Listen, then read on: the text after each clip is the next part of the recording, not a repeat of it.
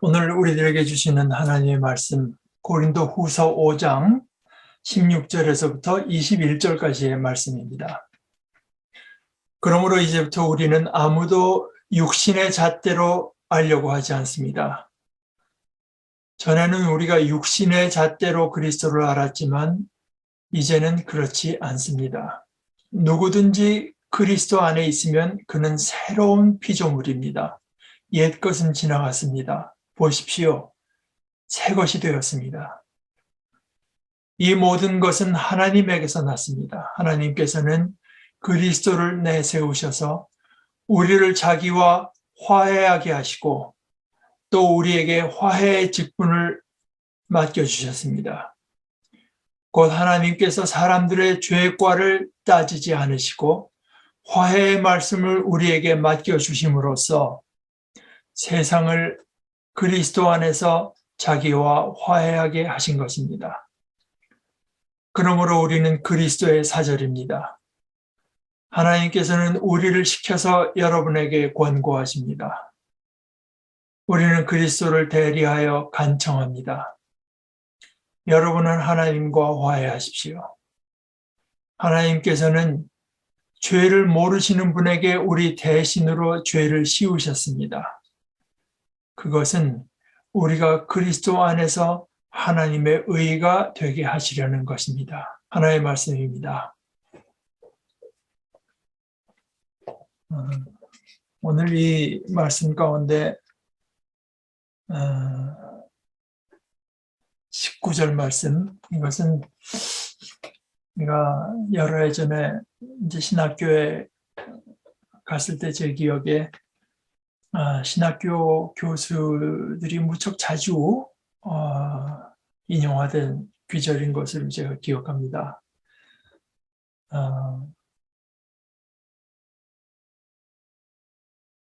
세상을 그리스도 안에서 자기와 화해하게 하신 하나님.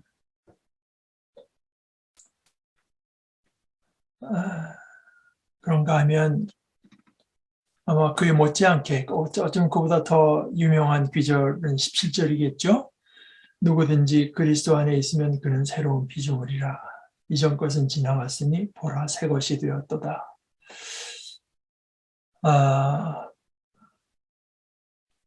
또 제가 학생 때 영락교회 출석할 때 그 대학부의 표 중에 하나는 그리스도의 대사,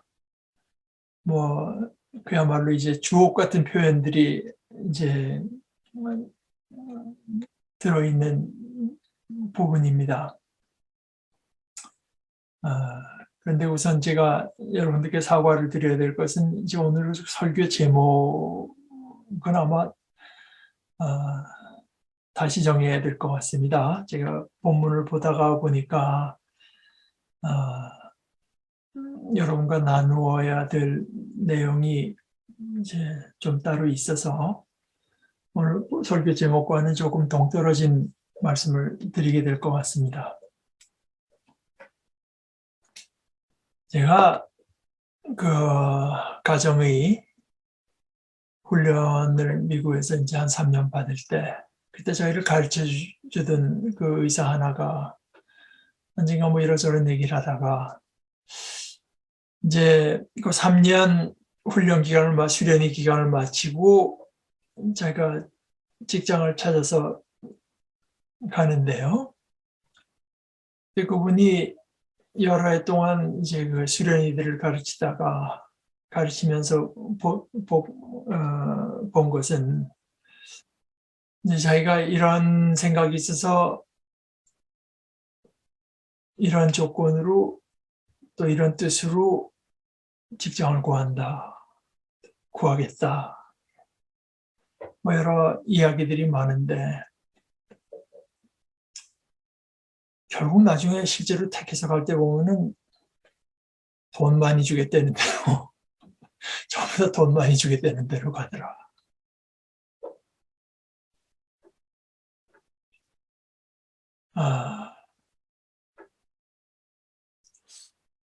또 하나 생각나는 것은 하여튼 그 장로님 자녀 아들이 이제 저희들한테 한 얘기인데, 당회에서 장로교회는 그 당회라는 거 있잖아요. 담임 목사나 뭐 목회자나 장로인들 모여서 회의하는 거 있지 않습니까? 얘기할 때 보면은 그 다른 장로 하나 얘기를 하면서 그 사람은 얘기를 시작할 때 하고 나중에 얘기를 마칠 때 보면 그 내용이 달라. 처음에 시작할 때 하던 내용이 나중에 끝날 때 보면 다른 얘기가 되더라.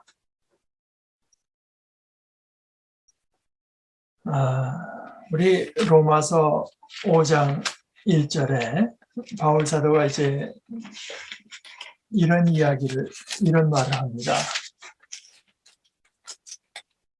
그러므로 우리는 믿음으로 의롭다 함을 받았으므로 우리 주 예수 그리스도로 말미암아 하나님과 더불어 평화를 누리고 있습니다.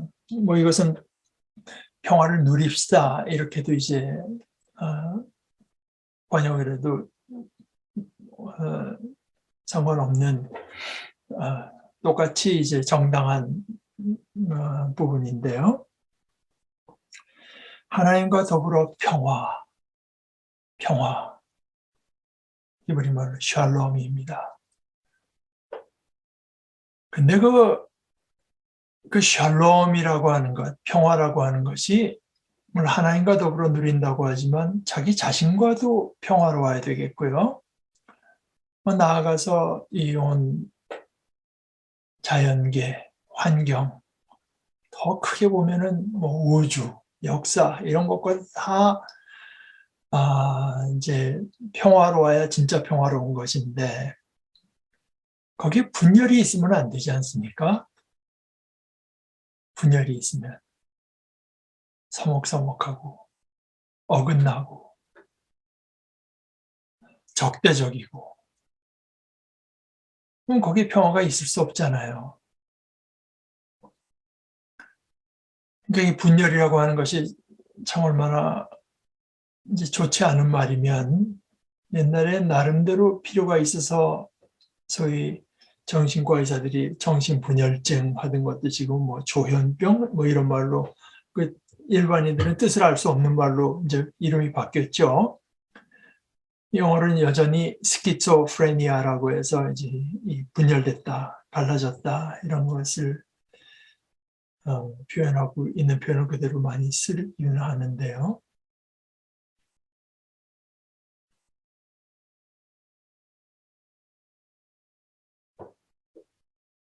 참 생명이라고 하는 것, 거기 평안이 있어야 되고 평안이 있으려면 당연히 일관성이 있어야 되죠.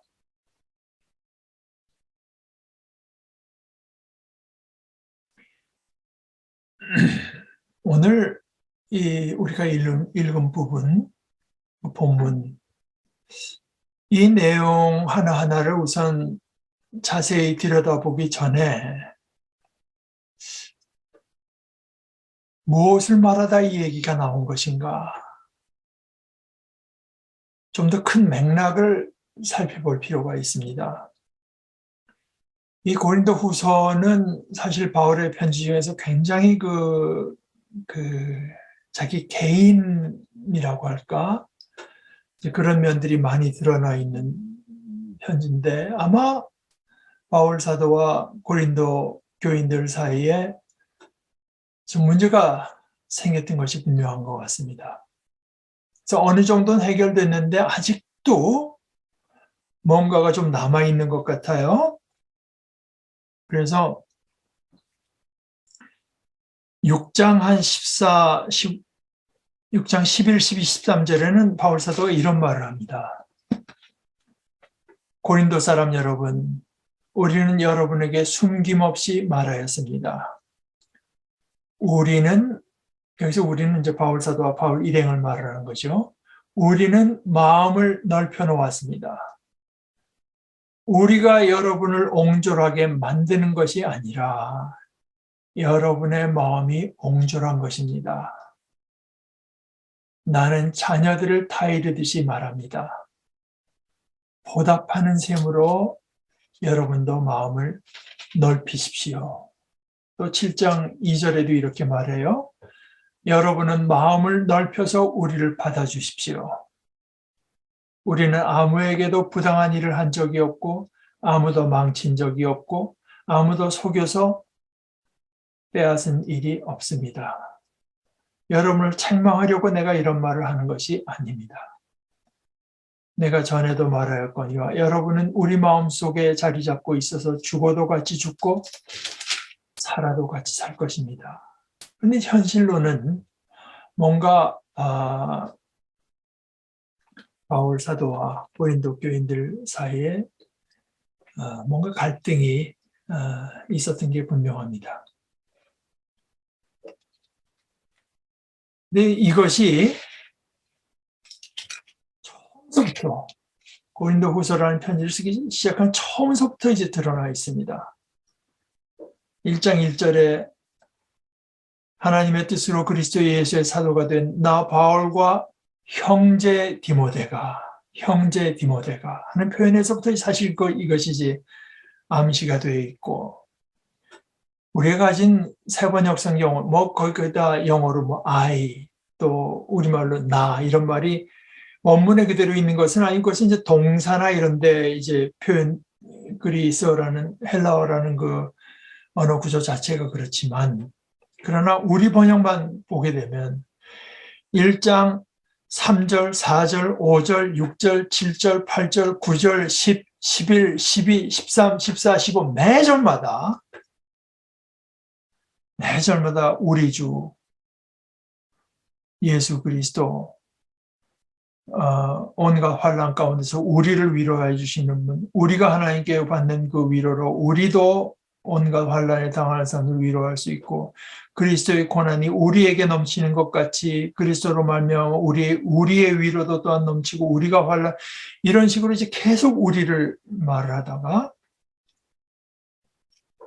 그것을 15절 가서는 또 이러한 확신이 있으므로 먼저 나는 여러분에게 가기로 마음을 먹었습니다. 자기들과 그 고린도 교인들 사이의 어떤 관계를 계속 말을 하고 있습니다. 16절, 나는 여러분에게로 들러서 마게도니아로 갔다가 또 그 다음 절, 내가 이런 계획을 세운 것이 변덕스러운 일이었겠습니까? 그러다가 다시 18절에 가서는 또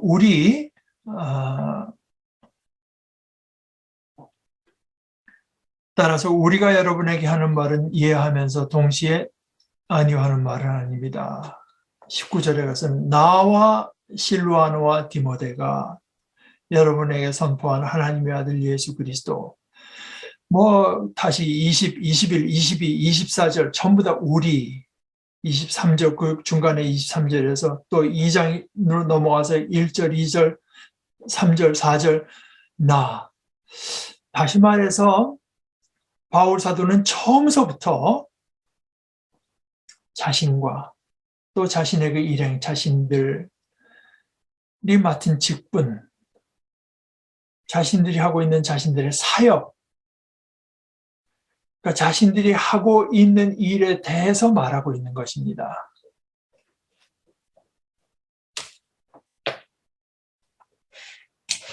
사실은 자세히 살펴보면 고린도 후서라는 이 편지 거의 전체가 자신 또는 자신들의 사역에 대해서 말을 하거나 또는 최소한 그것과 관련된 내용을 말하고 있습니다.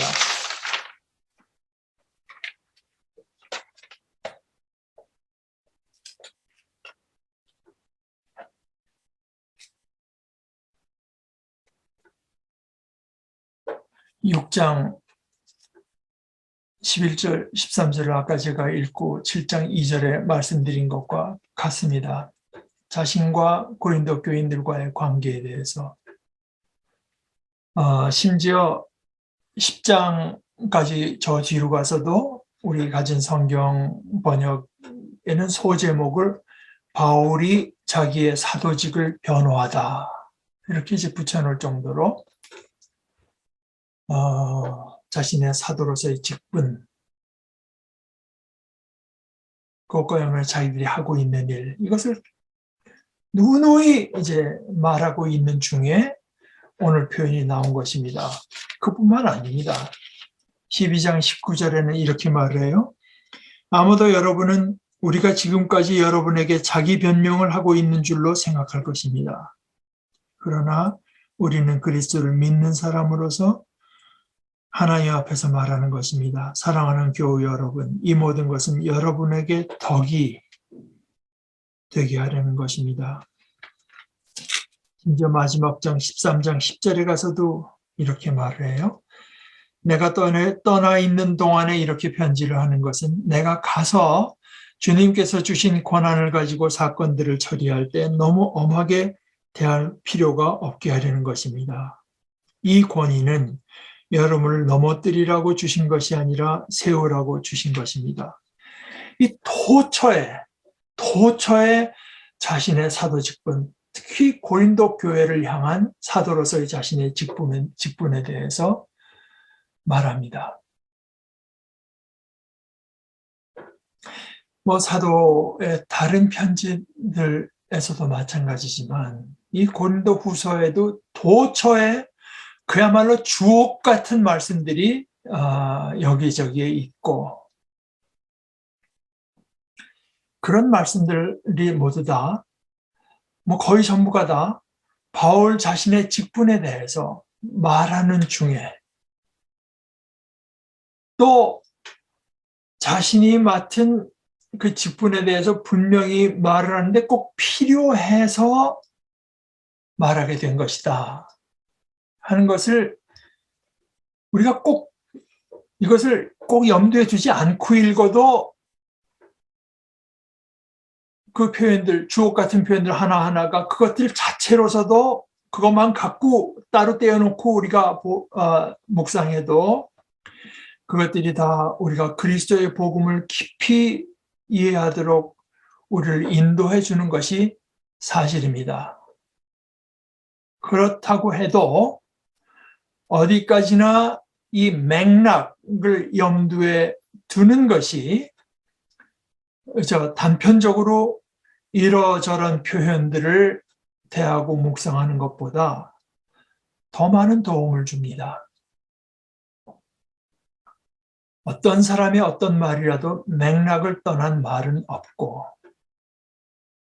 또 어떤 행동이나 어떤 사건이라고 해도 맥락 없는 행동이나 사건은 없습니다. 사실 우리는 언제나 성경을 읽을 때는 말할 것도 없고 언제나 말이 됐건 어떤 사람의 행동이 됐건 나 자신의 행동이 됐건 우리에게 일어난 사건이 됐건 간에 그 말과 행동과 사건의 맥락을 늘 고려하는 습관을 들일 필요가 있습니다. 여기에는 하나님의 말씀도 결코 예외가 아닙니다.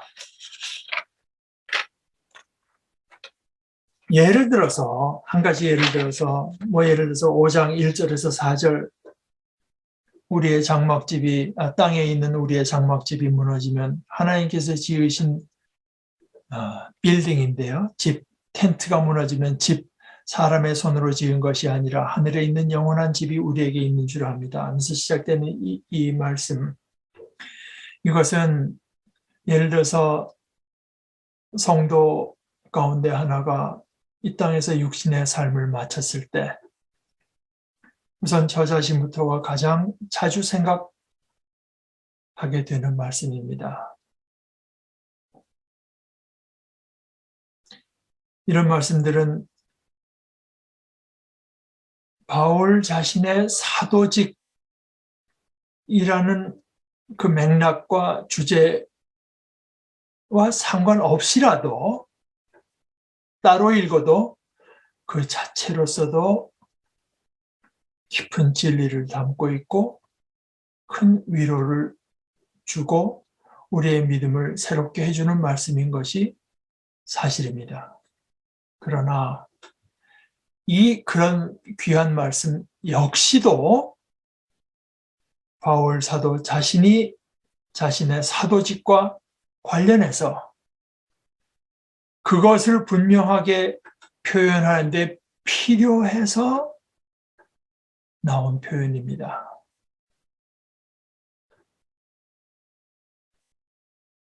이것이 5장 1절에서 5장 1절에 4절까지의 말씀인데 조금 뒤에 그렇기 때문에 5장 11절에 가서는 그러므로 그 말을 이어받아서요. 그러므로 이렇게 이어집니다. 그러므로 우리는 주님이 두려운 분이심을 알기에 사람들을 설득하려고 합니다. 그리고 이제 다시 오늘 읽은 부분 16절에서 그러므로 이제부터 우리는 아무도 육신의 잣대로 알려고 하지 않습니다. 이렇게 말하면서 자신의 사도직을 다시 설명합니다.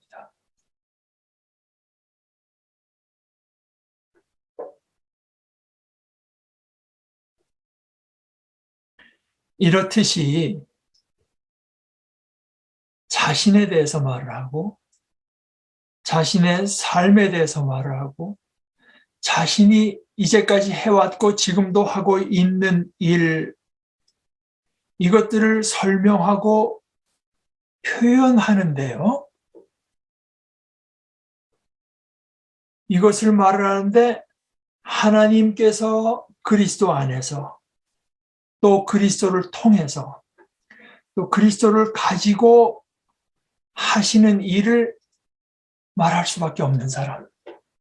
그것을 말해야 이야기가 되는 사람.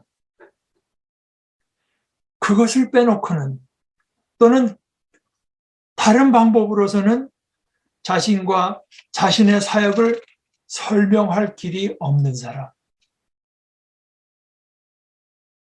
그것을 말하지 않고서는 도저히 충분히 이해시킬 수가 없는 사람.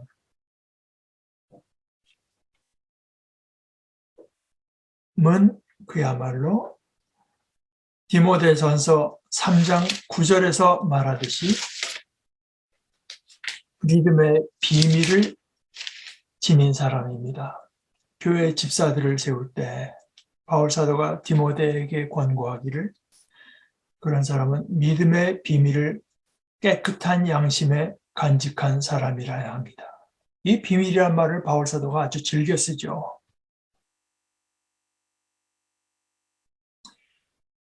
경건의 비밀이라는 말도 씁니다. 이 경건의 비밀은 참으로 놀랍습니다. 그 열쇠, 그 사람이 하는 말, 그 사람이 하는 행동, 그 사람이 내리는 결정, 그 사람들이 하고 있는 일, 여기에 뭔가 비밀이 있습니다. 믿음의 비밀, 자신이 이제까지 해왔고 지금도 하고 있는 일, 이렇게 자신의 삶과 심지어 나는 누군가 하는 자신이라는 존재가 이 거의 구분할 수 없이 일관성이 있는 사람, 거기에 분열이 없는 사람, 이런 사람은 참으로 복 있는 사람입니다. 자신이 이제까지 해왔고 지금도 하고 있는 일을 말하다 보면, 설명하다 보면 하나님께서 그리스도 안에서 하시는 생명과 진리와 창조의 일에 대한 어떤 깊은 진리가 툭툭 튀어나오게 되는 삶,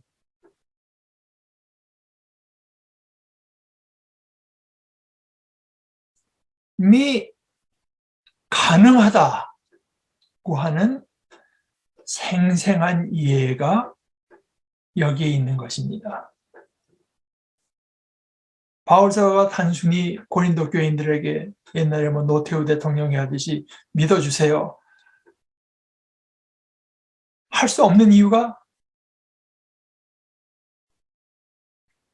하나님께서 그리스도를 통해서 하시는 일에 있고, 그것이 이제 믿음의 비밀로 작용하는 것을 보게 되죠.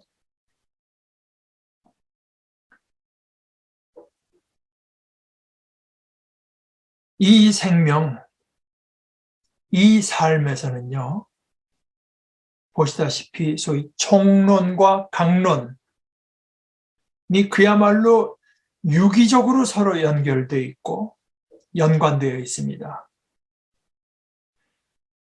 나라고 하는 작은 개인과 모든 것의 주제가 되시는 하나님께서 가장 하시는 이 가장 큰 일, 가장 작은 존재와 가장 크신 분이 하시는 가장 큰 일이 일치되어 있습니다. 이것이 참된 생명, 즉 영생입니다. 요한복음 17장 3절에 주님의 말씀, 영생은 오직 한 분이신 참 하나님을 알고 또 아버지께서 보내신 예수 그리스도를 아는 것입니다.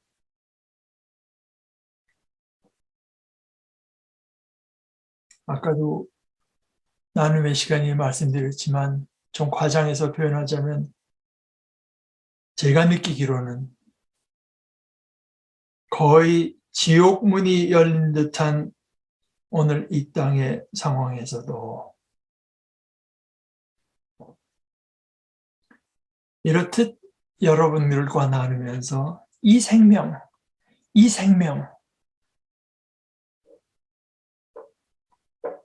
과 그리고 이 생명 또는 이 생명의 가능성이 우리에게 주어졌다고 하는 이 놀라운 진리의 말씀에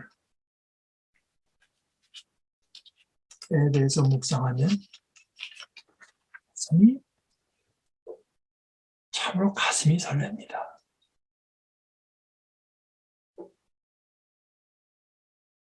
이렇게 말씀드리는 것은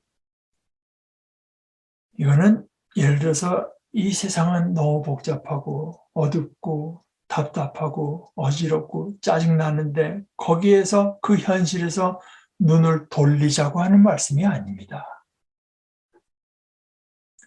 영생은 이 세상을 벗어난 어떤 그 종교 생활 거기에 있는 것이 아닙니다.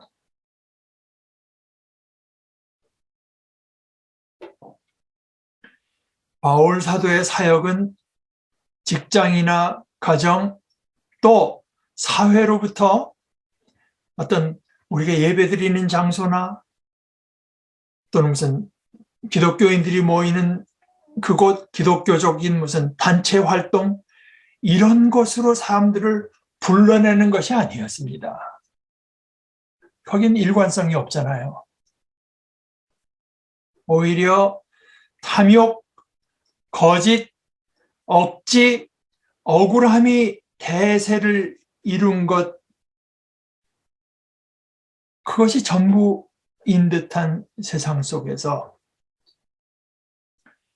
그것이 결코 전부도 아닐 뿐더러 심지어 주된 흐름, 주류도 아니라고 하는 것.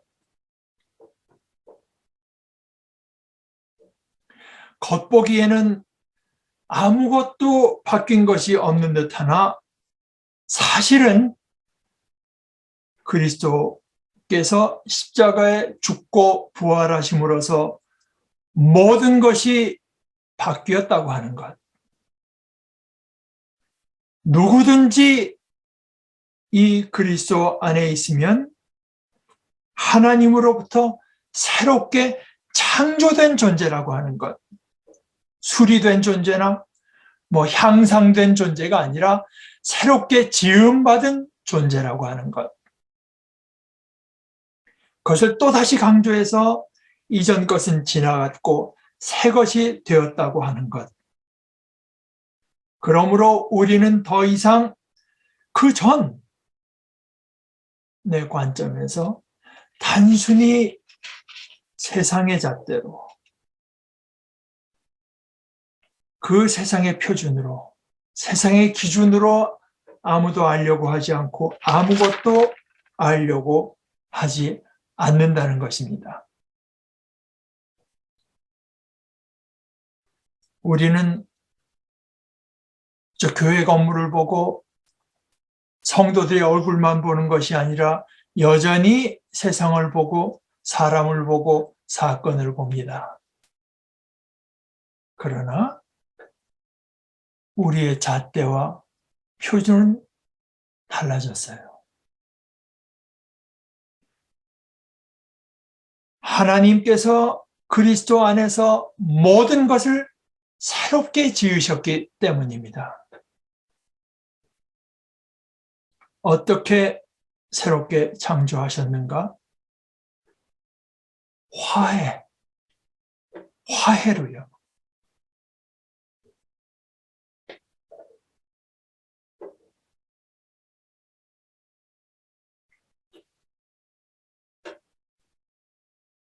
바울 사도의 이 삶 자체가 하나님과 화해한 증거가 이곳저곳에 일관성 있게 드러납니다.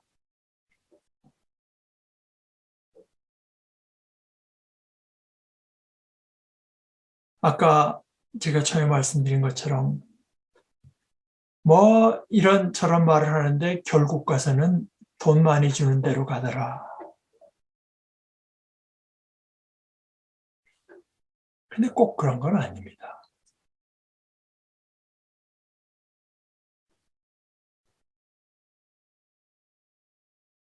저와 같이 신앙을 나누던 자매 하나, 목사님 그 연봉을 얼마를 주겠다고 하고 이런 조건으로 job offer 기회가 생겼는데 아무리 봐도 거기에서 제가 신앙생활을 옳게 할 수 없을 것 같아서 그보다 훨씬 적게 주는 데를 택했다고 말한 자매도 있습니다.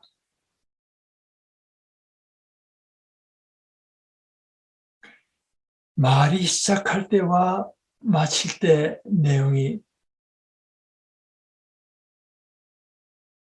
달라지는 사람이 있는가 하면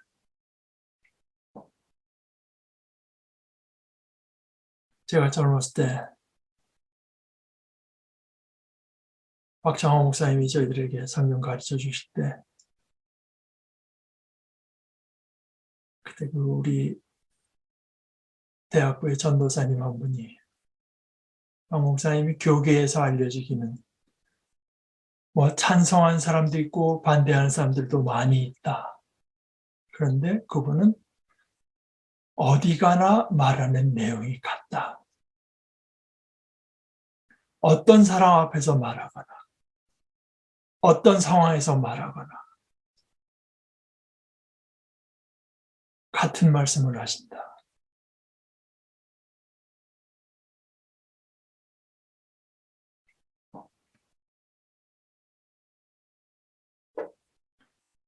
그것 모두가 다 하나님께서 이루신 화해의 증거입니다. 하나님과 화해할 때 비로소 우리 자신의 속에도 일관성이 생겨납니다. 우리 자신의 속에 일관성을 주는 것이 하나님께서 그리스도 안에서 나를 위해서 십자가에 죽고 부활하신 그리스도 안에서 하신 일, 그것으로만 설명될 수 있는 사람.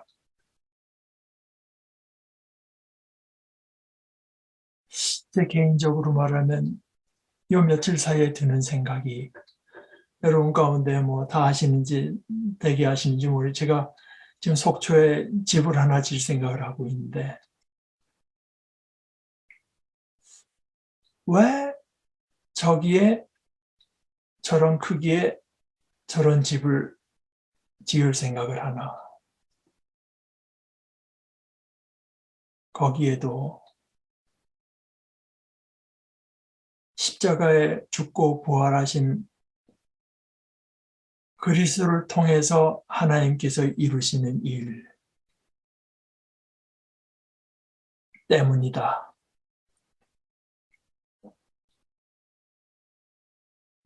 할 수 있으면 좋겠습니다. 그렇게 해야 되겠다는 생각이 듭니다.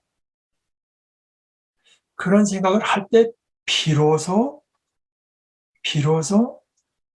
제 마음에 기쁨이 있고 제 마음이 홀가분해지는 것을 느낍니다.